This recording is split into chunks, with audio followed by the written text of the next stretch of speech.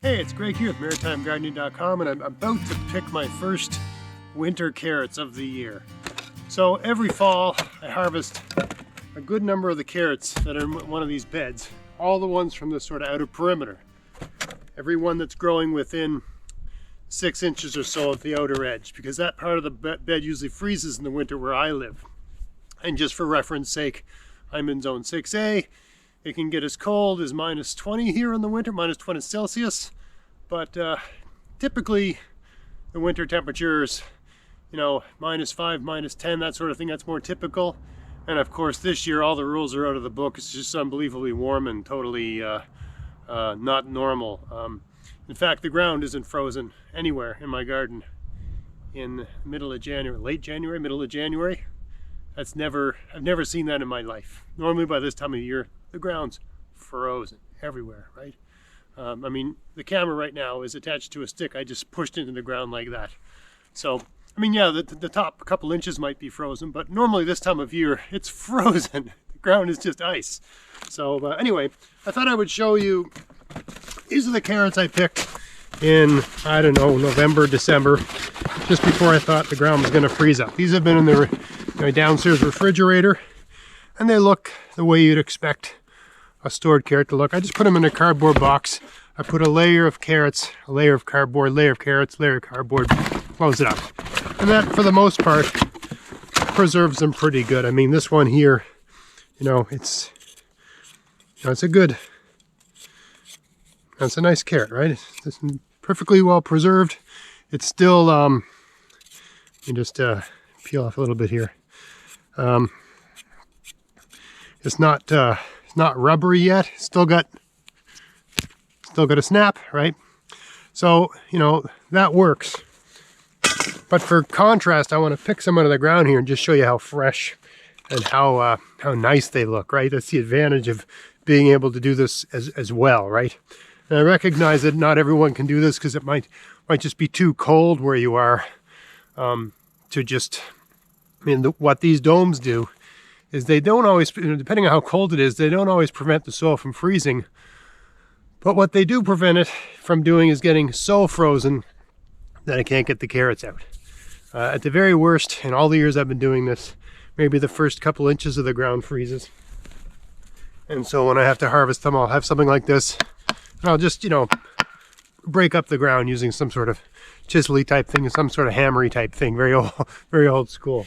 But I anticipate today, I should just be able to dig like it was November underneath these domes. We'll see. So let's pop her off and have a look.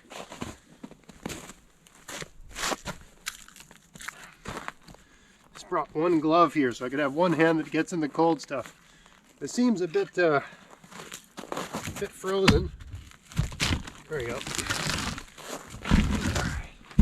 We had some crazy wind in November, December, like sort of hurricane, tropical storm type stuff, and it blew some of these domes all over the garden. So that one's not even perfectly sealed. There's a couple holes on top of it, but I anticipate it's still, the soil here, let me bring the camera in and show you how loose and nice this soil is. Yeah, so have a look. Actually, even near the outer edge it's not frozen. It's just not frozen here at all, right? So what I was saying earlier is that all the carrots are that about like a hand span from the edge, hand span this way. I usually dig them all up because I find the outer edge usually freezes, this year being the anomaly. And then I still get these ones I can pick, right?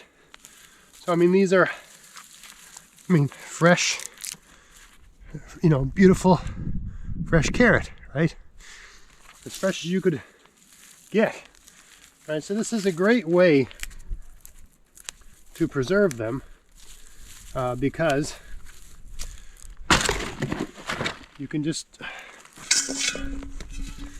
harvest them as you need them, right?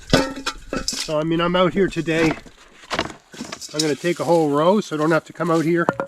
These will keep just fine in the fridge for weeks. They basically have that fresh taste and texture for weeks, just stored in the refrigerator now. So I don't come out here to just harvest a couple. Right, this time of year, I'm going to come out here and pull the dome off there's no point in just harvesting a few, because there's no way my wife's coming out here to do any of this. So I might as well just harvest a whole bunch. And while I'm at it, if I can, you know, dig up any weeds that are rooted in the ground. Right, let them get nice and frozen. Yeah, here we go, there's a bit. Okay, let me do another row. I think this must be the next row here. Yeah. All right, so we can grab here, see what we can find.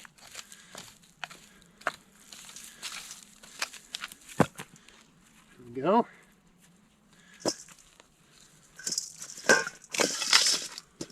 No point in leaving the tops. No point in taking the tops in. I might as well just leave the tops out here. A bit cold on the hands today, but you work fast. It's not such a big deal. There we go. I think that might be just about every one from that row. There seem to be a lot there. Yeah.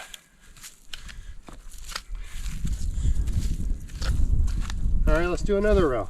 I'm gonna keep going here till my left hand freezes up. I really should have brought out 2 gloves. What do we got here? Another good reason to plant things in rows. Makes things easier to find when you're harvesting. That's a nice big one. Look at the size of that guy. So I mean, yeah, I could leave some out here. I got a whole nother bed of these, right? So I could leave some. I could leave them out and just come out here every time I want fresh ones. That's another way to do it. But I find it's impractical. Right? These are all going to be used up in the next 2 weeks. So they're not going to, and they're going to be kept in the refrigerator. You just take those and wrap them up in a brown paper bag, or wrap them up in some newspaper or something like that. Put them in a small cardboard box, and they'll keep in the freezer or keep in the refrigerator really nicely for weeks, right? Like that. Right? It's only after a number of months that they will actually start to degrade a little bit. I mean, carrots keep well anyway, right? I mean, it's a great thing about growing carrots. But yeah, that's how I do it. Most of them. Is there any more? One more row here. What do we got here? My left hand's really starting to go numb. Oh. I'm not even doing anything with it, really. Just leaning on it. Right hand's doing all the work. You see some of these carrots are a bit more damaged on top. That can happen. Right, this one here is basically rotten on the top. I guess that can be rabbit food. That's a risk you run by leaving them out in winter months. They get cold. Sometimes they just can't. It gets really cold. Sometimes the carrot can't handle the extreme cold. And so it's a risk you run. You see a couple over here. It's been colder on this end of the garden. So actually the ones that are over here are rotten. That one there is completely rotted out at the top. Right? And that's from it getting too cold. I mean, I know a lot of people, garden gurus, who say carrots can take the cold. We can see that one's still mostly good, but it's a bit rotten at the top. That'll get used up first. Garden gurus that say that sort of thing, the carrots can take cold. Wherever they live, it's not that cold. There's a level of cold where they just can't take it. Parsnips are much tougher than carrots. Oh yeah, there's a limit to how much cold carrots can take. Alright, so now just take this soil and smooth it back out a bit. Leave all those carrot tops and stuff there. I'll put the dome back on top because I can come out here around the end of February and plant like a really tough, cold tolerant green like spinach. And if I get enough good sunny days, it will germinate in early March.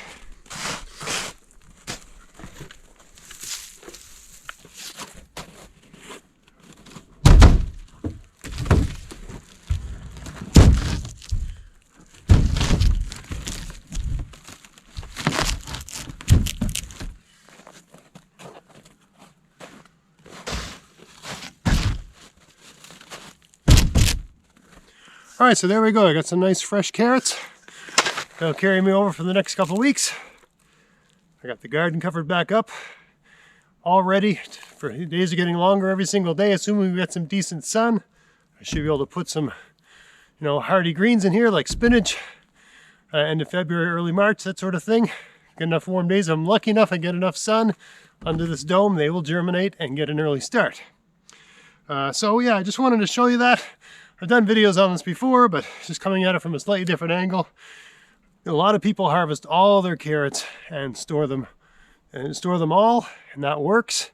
But I find this way, you harvest, let's say, 50 or 40% of them, leave the rest of them like this, and in January, February, you can get these nice fresh ones. You don't want to leave them much longer beyond February, because once it gets to March, the days are longer. It can actually get warm enough in these that the carrots start to grow again, and that degrades their flavor. Right now they're dormant, right? They're waiting for it to be warm enough.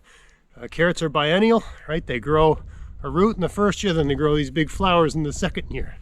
Once they think it's warm enough, as much as a carrot can think, right? Once the conditions are correct, that is to say the soil's warm enough, the carrot in year 2 starts trying to be a big flower, which you don't want, because it'll degrade the flavor of the root, which is the part we eat. So yeah, really by the end of February you want to get them all out of the ground. But this is a great way to make the fall harvest a little bit easier, because you don't have to harvest and store quite as much, and you get the benefit of things being really fresh and really sweet this time of year. Some of them, might get sacrificed by that. You'll lose a few if it gets too cold, a cold snap.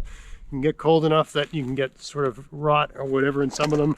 Some of them might have to cut away part of the carrot. Some of them might lose the whole thing. But the vast majority will be nice and fresh and crunchy for a nice fresh garden January, February treat. I hope you found that interesting. If you'd please like, share, subscribe. Until next time, get out there, get at it, have fun in your garden. Thanks for watching. Hey, if you want to help support everything I'm doing here, go to vessies.com to buy whatever you need for your garden this year. And use my coupon code GAVS23 to get free shipping as long as there's a pack of seeds in the order and there's no oversized items in the order. Check out the description box of this video for details. You can buy everything you need from Vessies. They have seeds, fruit bushes and trees, soil amendments, pest solutions, tools, clothing, and lots of other stuff too. So yeah, if you want to help support everything I'm doing here and they sell something you need, buy it from them using my coupon code, and happy gardening.